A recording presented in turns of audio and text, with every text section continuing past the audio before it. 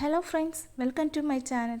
ഇതുവരെ ഞങ്ങളുടെ channel subscribe ചെയ്യാത്തവരാണെങ്കിൽ സബ്സ്ക്രൈബ് ചെയ്യണം കേട്ടോ.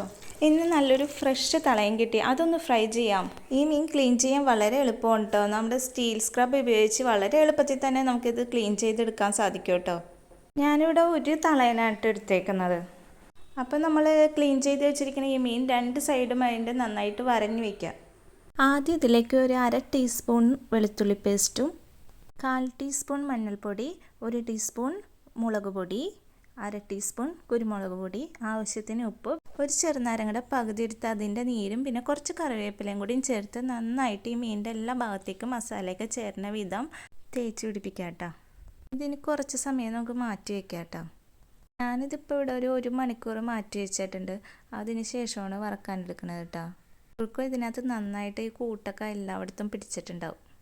ഇനി നമുക്ക് ഈ മീനൊന്ന് ഫ്രൈ ചെയ്തെടുക്കാം. നമ്മൾ വെളിച്ചെണ്ണയാണോ ഓയിലാണോ എന്താണോ ഉപയോഗിക്കണതെന്ന് വെച്ചാൽ അത് നമുക്ക് ആവശ്യത്തിന് പാനിലേക്ക് വയ്ക്കാം കേട്ടോ.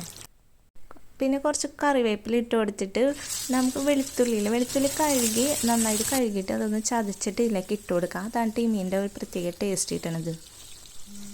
ഈ മീനെ വേവ് കുറവായതുകൊണ്ട് തന്നെ നമുക്ക് എല്ലായിടത്തും പെട്ടെന്ന് തന്നെ വെന്ത് ഫ്രൈ ആയിട്ട് എടുക്കാൻ സാധിക്കും കേട്ടോ.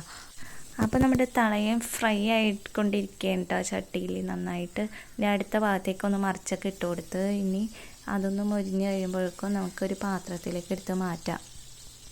അപ്പോൾ തളയം ഫ്രൈ ഇവിടെ റെഡി ആയിട്ടുണ്ട് കേട്ടോ. ഇത് നല്ലൊരു ടേസ്റ്റ് റെസിപ്പിയാണ്, നിങ്ങൾക്ക് തീർച്ചയായിട്ടും ഇഷ്ടപ്പെടും. നിങ്ങളുടെ വീട്ടിൽ തളയനൊക്കെ മേടിക്കുമ്പോൾ എന്തായാലും ഒന്ന് ട്രൈ ചെയ്ത് നോക്കണേ. അപ്പോൾ ഇത്രേ ഉള്ളൂ ഇന്നത്തെ റെസിപ്പി.